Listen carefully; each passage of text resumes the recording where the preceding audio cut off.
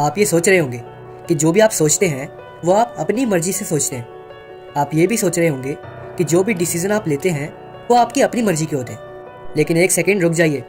क्या आपको पता है कि आपके डिसीजन को सबकॉन्शियसली और कॉन्शियसली मैनिपुलेट करा जा रहा है? I mean, किया जा सकता है। अगर अभी तक नहीं किया है तो क्या आप ये जानते हैं कि हर दिन आपके दिमाग को थोड़ा बहुत ही सही लेकिन आपके आसपास रह रहे लोगों के द्वारा थोड़ा सा कंट्रोल किया जाता है। लेकिन अगर मैं आपको ये कहूँ कि इसी मैनिपुलेशन को आप अपने खुद के हाथ में भी ला सकते हो, तो क्या आप मेरी बात पर विश्वास करोगे?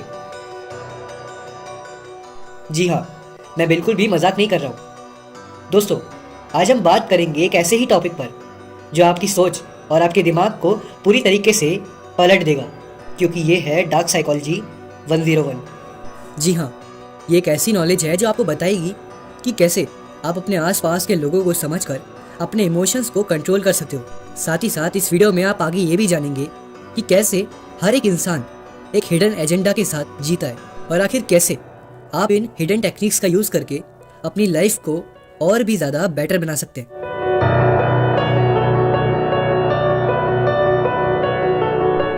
तो सबसे पहले आप ये सोच रहे होंगे कि आखिर ये डार्क साइकोलॉजी होता क्या है?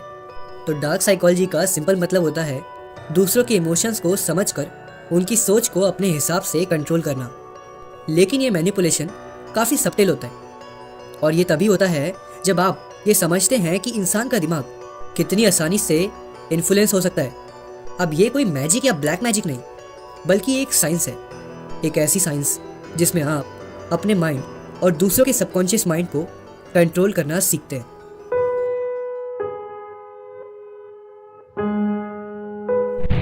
डार्क साइकोलॉजी 101 इस बुक में सबसे पहले जो टेक्निक डिस्कस होती है वो है मिररिंग। जी हाँ, इस टेक्निक का मतलब होता है सामने वाले इंसान के बिहेवियर, बॉडी लैंग्वेज और उसके इमोशंस को रिफ्लेक्ट करना। जब आप ऐसा करते हैं तो सामने वाला इंसान ऑटोमेटिकली अपने आप को आपसे इमोशनली कनेक्ट कर लेता है। ये एक तरीके से एक सबकॉन्शियस बॉन्ड बनाता है जिसमें आप सामने वाले से अपने आप का कनेक्शन बनाते हैं, जिसमें वो आपके हर वर्ड, एक्शन और इमोशन को इजीली एक्सेप्ट करता है।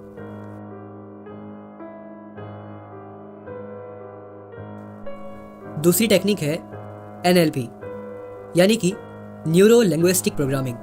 अब अगर सच बताऊं तो NLP पर मैंने पहले भी एक वीडियो बना रखी है जिसमें मैंने NLP टेक्निक को बहुत ही डिटेल में समझाया है। और अगर आपको NLP टेक्निक को एकदम डिटेल में समझना है तो आप इस वीडियो के डिस्क्रिप्शन में जाकर नीचे दी हुई लिंक पर क्लिक करके उस वीडियो को इजीली देख सकते हैं। लेकिन अगर इस वीडियो में मैं आपको ऊपर तौर से समझाऊं तो ये एक ऐसी टेक्निक है जिसमें आप दूसरों के ब्रेन को अपने वर्ड्स और एक्शन के जरिए प्रोग्राम करते हैं। इसमें पहले तो आप दूसरों के इमोशंस को समझते हैं और फिर उन्हें अपनी डायरेक्शन में मैनिपुलेट करते हैं। हमेशा याद रखिए, जब भी आप NLP का यूज करते हैं तो आप सामने वाले इंसान के सबकॉन्शियस माइंड को डायरेक्टली टारगेट करते हैं।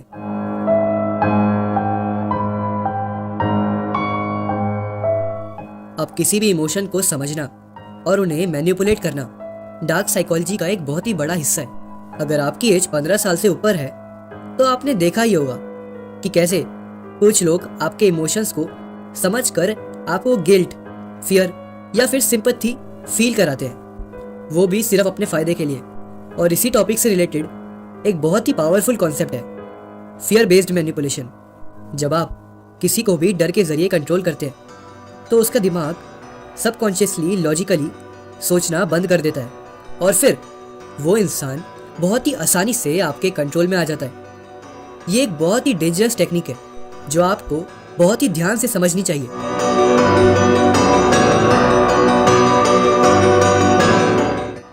तो अब जब आप ये समझ ही गए हैं कि ये सारी मैनिपुलेशन टेक्निक्स आखिर कैसे काम करती है, तो कहीं ना कहीं आपके मन में भी ये क्वेश्चन आया होगा कि आखिर कैसे मैं डार्क साइकोलॉजी की इन टेक्निक्स से बच सकता हूँ और आखिर कैसे मैं अपने आप को इन सभी टेक्निक से प्रोटेक्ट कर सकता हूँ। तो इसका पहला स्टेप है अपने इमोशंस को समझना। जी हाँ, जब आप अपने इमोशंस को अच्छे से समझते हैं तो कोई भी व्यक्ति आपको मेंटली तौर पे मैनिपुलेट नहीं कर सकता। और डार्क साइकोलॉजी का तो पूरा खेल ही मेंटल साइकोलॉजी से जुड़ा होता है। और डार्क साइकोलॉजी की सभी टेक्निक से बचने का दूसरा स्टेप है अपनी सराउंडिंग को नोटिस करना। जी हाँ, जब आप अपनी सराउंडिंग को अच्छे से ऑब्जर्व करते हैं और पहचानते हैं कि कौन आपके इमोशंस को कंट्रोल करने की कोशिश कर रहा है, और फिर आप ज़्यादा अच्छे से मेंटली तौर पे अलर्ट हो पाते हैं। और अगर आप एक बार मेंटली तौर पे अच्छे से अलर्ट हो गए तो फिर किसी भी मैनिपुलेटर का आपको मैनिपुलेट करना बहुत ही मुश्किल है। इसीलिए हमेशा ऑब्जर्व करें कि क्या कोई ऐसा इंसान है जो आपके इमोशंस को कंट्रोल करने की कोशिश कर रहा है, और अगर आपके आसपास कोई ऐसा इंसान है तो उसी वक्त तुरंत उससे दूर हो जाइए। डार्क साइकोलॉजी की इन सभी टेक्निक से बचने के अब तक बताए हुए 2 तरीकों को फॉलो करने से आप किसी भी मैनिपुलेटर से आराम से बच सकते हैं।